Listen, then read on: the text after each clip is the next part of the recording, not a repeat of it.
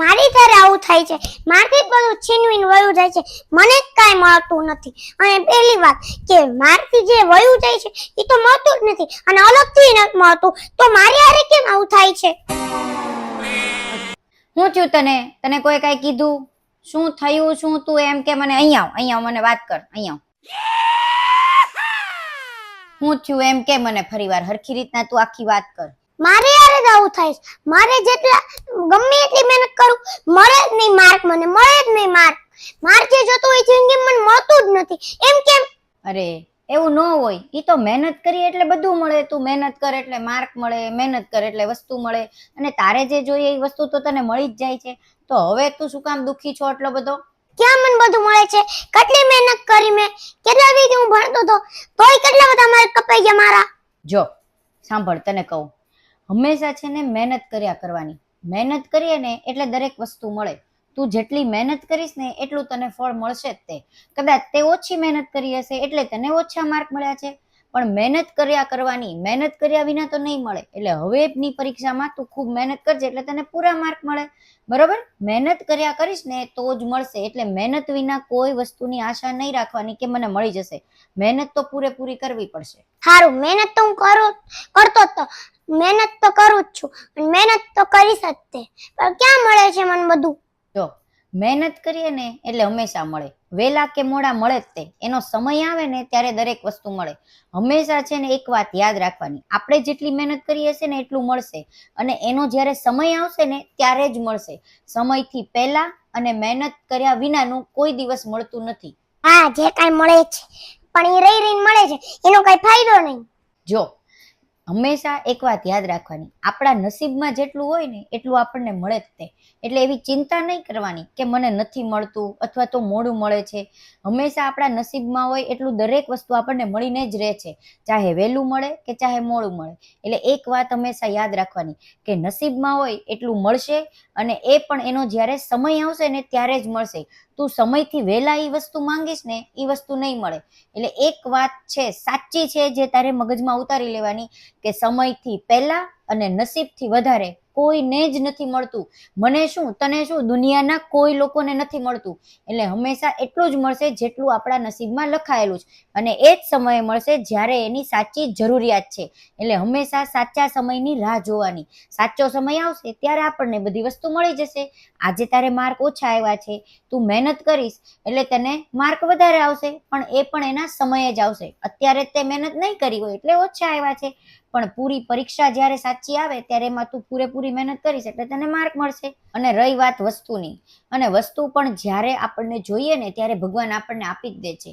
આપણે એ તો વહેલા ને મોડા માંગ્યા કરીએ છીએ. આપણે શું છે, એક માણસની છે ને લાલચ છે કે એક વસ્તુ પૂરી ન થાય ને બીજી વસ્તુ જોઈએ, બીજી વસ્તુ પૂરી ન થાય ને ત્રીજી વસ્તુ જોઈએ. માંગ્યા જ કરીએ, પણ હંમેશા ભગવાન ત્યારે જ આપે છે જ્યારે એનો ચોક્કસ સમય આવે છે. એટલે સમયથી પહેલા તને ક્યારેય નહીં મળે. એટલે તારે જે વસ્તુ જોઈએ છે એની પાછળ મહેનત કરવાની, અને એનો જ્યારે સમય આવે ત્યારે તને મળશે. એટલે એ સમયની તારે રાહ જોવાની. તે સાચું કીધું, સમયની પહેલા નહીં સમયની પછી કાંઈ ન મળે, નસીબમાં જે હોય ઈ જ મળે. એટલે આપણે મહેનત તો ખૂબ જ કરવાની, અને કોઈ દી એમ નહીં રાખવાનું કે ભગવાન આપણને કઈ આપતા નથી. ભગવાન તો આપે જ છે, પણ એના સમય આપે છે. અને એક વાત હજી સાંભળ, તારા નસીબમાં હશે ને તો તારું કોઈ લઈ નહીં જઈ શકે, અને જો તારા નસીબમાં નહીં હોય ને તો તારા ગમે તેટલી તું મહેનત કરીશ ને તોય તને એ વસ્તુ નહીં મળે. જોને તું ભગવાન રામને જ જોને. ભગવાન રામને તને ખબર જ છે ને રામાયણની સ્ટોરી. આગલા દિવસ સુધી હજી રામ ભગવાન રાજા બનવાના હતા. બીજા દિવસે સવારે એનો રાજ્યાભિષેક થવાનો હતો. કેટલા મોટા રાજા છે, કેટલા પૈસા છે, કેટલું બધું છે, છતાંય કોને ખબર હતી કે રાતોરાત એનું નસીબ બદલાઈ જશે, રાતોરાત સમય બદલાઈ જશે, અને રાતોરાત એને વનવાસ જવું પડશે. અને એ પણ કેટલો વનવાસ? 14 વર્ષનો વનવાસ છે. એક રાજા બનવાનો હતો વ્યક્તિ, એમાંથી એને વનવાસ મળી ગયો છે. તો તે જોયું ને, નસીબમાં જે હતું એ તો થઈને જ રહેશે. તો એ તો ભગવાન છે તો એને એવું થઈ ગયું, તો પછી આપણે તો માણસ છીએ એટલે આપણા નસીબમાં હશે ને એટલું જ આપણને મળશે. એટલે બહુ ચિંતા નહીં કરવાની, ખાલી મહેનત કરવાની. મહેનત વગર ભગવાન પાસે કોઈ પણ ફળની આશા નહીં રાખવાની. ખૂબ એટલે ખૂબ મહેનત કરવાની. કારણ કે આપણે મહેનત કરશું ને એટલે ભગવાન એવું વિચારશે કે ઓહો કેટલી મહેનત કરે છે, એટલે ભગવાન ખુદ આવશે અને આપણને એ વસ્તુ આપશે. અને કદાચ બની શકે કે એ સમય પહેલા પણ મળી જાય આપણને. એટલે હંમેશા મહેનત કરતા રહેવાની. અને તું રામ ભગવાન પાસેથી જ જો, એની પાસેથી જ શીખ કે એને પણ કેટલું સમય કરતા પહેલા, સમય કરતા વધારે, નસીબ કરતા વધારે કે નસીબ કરતા ઓછું કાંઈ નથી મળ્યું. એને જે મળ્યું છે એ રાતોરાતમાં બધું બદલાઈ ગયું છે. જે વ્યક્તિ રાજા બનવાનો હોય એ જ વ્યક્તિ રાતોરાતમાં વનવાસ વયા જાય, એ પણ 14 વર્ષના. અને માની લે કદાચ એણે એ વસ્તુ ન સ્વીકારી હોત કે નહીં ભાઈ હું તો રાજા છું, હું વનવાસ નહીં જાઉં અને મારે તો બધું જ જોઈએ છે, મારે શું ખૂટે, હું તો રાજા બનવાનો છું, મારો તો રાજ્યાભિષેક સવારે થવાનો છે, અને એ વનવાસ ન ગયા હોત ને તો આજે રાવણ કદાચ હજી તે જીવતો હોત અને રાવણ આપણને હેરાન કરતો હોત. પણ તું વિચાર કે એના નસીબમાં વનવાસ હતો એટલે એ ગયા, રાજા બનવાના હતા એમાંથી વનવાસ ગયા, અને વનવાસ ગયા ને ત્યારે એ રાવણને મારી શક્યા. તો રાવણ મરી ગયો એટલે આપણે શાંતિથી અત્યારે જીવી શકીએ છીએ, નહીતર એવો તો રાવણ આપણને કેટલો હેરાન કરતો હોત. તો જોયું ને તે. એટલે હંમેશા યાદ રાખવાનું કે આપણે જેટલું ઈચ્છીએ એટલી મહેનત કરવાની અને હંમેશા સમયની રાહ જોવાની. અને એક વાત હજી કે સમય કરતાં વધારે માંગવાની, સમય કરતાં વહેલા માંગવાની કોશિશ નહીં કરવાની. કારણ કે સમય કરતાં વહેલા કદાચ તને મળી જાય ને તો પણ એ હાવ નકામું હશે. કારણ કે સમય જ્યારે આવે ને ત્યારે જે વસ્તુ આપણને મળે ને ત્યારે એ વસ્તુની કિંમત હોય છે. તમને સાચું કહું કે જ્યારે કોઈની પાસે નકામી વસ્તુ આવી જાય ને, જેની મહેનત એણે ન કરી હોય, જે આમનામ આવી હોય, એ વસ્તુની કોઈ દિવસ કિંમત નથી હોતી. પણ જ્યારે તમે પૂરેપૂરી મહેનત કરો અને એ સમય માટે એની પ્રતીક્ષા કરો, રાહ જુઓ અને સમય માટે જ એ વસ્તુને મેળવવાની ઈચ્છા હોય ને, એની રાહ જોતા હોય ને, અને જ્યારે તમને એ વસ્તુ મળે ને ત્યારે તમને કેટલી ખુશી મળે છે. એટલે હંમેશા મહેનત કર અને તું સમયની રાહ જો, મહેનત કર્યા કર, તારે માર્ક મળશે અને તારે જે કાંઈ વસ્તુ જોતી છે ને એ બધી જ વસ્તુ મળશે.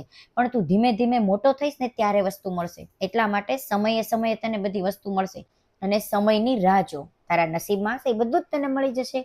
સમજો હવે? હા મમ્મી, રામાયણની સ્ટોરી તો મેં પણ સાંભળી છે.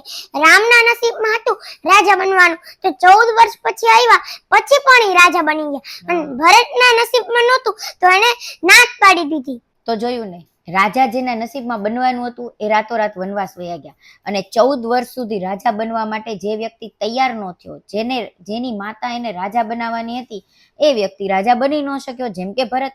અને રામના નસીબમાં જ્યારે વનવાસ પૂરો થયો ત્યારે પણ એના નસીબમાં રાજા બનવાનું હતું, તો એ આવીને પણ રાજા બની ગયા. તો હવે તને બધી વાત સમજાઈ ગઈ? આ વાત ઉપરથી હવે તું શું શીખ્યો કે તો મને? હા, હવે હું પણ રામ ભગવાનની જેવી રાહ જોઈશ. અને જો મારા નસીબમાં કઈ લખ્યું હશે તો બીજા કઈ છે લઈ નહીં જવાના. એટલે મને તો બધું મળવાનું જ છે, જે મારા નસીબમાં છે એ બધું જ તે. એટલે હું એ શીખ્યો કે હું પણ રામ ભગવાનની જેમ રાહ જોઈશ. સમય આવશે ત્યારે મળી જશે અને હું ભગવાનની પાસે કાંઈ માંગીશ નહીં. અને ભગવાને જે દેવું હશે એ મને દેશે જ તે.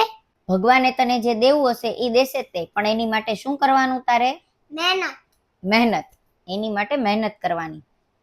એટલે હવેથી હું ખૂબ મહેનત કરીશ અને મારે કોઈ લાવીશ જ તે.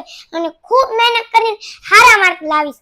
એટલે જોયું મિત્રો, મારી જેવા ઘણા બાળકો હશે જે થોડાક માર્ક, 5-6 માર્ક તો રોતણા રોવા માંડતા હશે ને એવું બધું કરતા રોવા માંડતા હશે, લાદી ઉપર વી જતા હશે, લાદી પર આમાં માળોટવા માંડતા હશે. પણ એવું ન કરાય. જો સમયની પહેલા આપણે માંગીએ તો નકામું જ મળવાનું છે. એની કરતા આપણે રાહ જોઈને માંગીએ તો માંગેલું પણ સારું મળે અને મસ્ત રીતના મળી પણ જાય. એટલે ખુશી ખુશી લેવાનું, પણ જ્યારે સમય આવે ત્યારે જ લેવાનું. એની પહેલા આપણે લઈએ તો આપણને નકામું જ મળવાનું છે. એટલે મારો વિડીયો ગયો હોય તો લાઈક કરજો, શેર કરજો, કમેન્ટ કરજો. બાય, મળીએ આવતા વિડીયોમાં.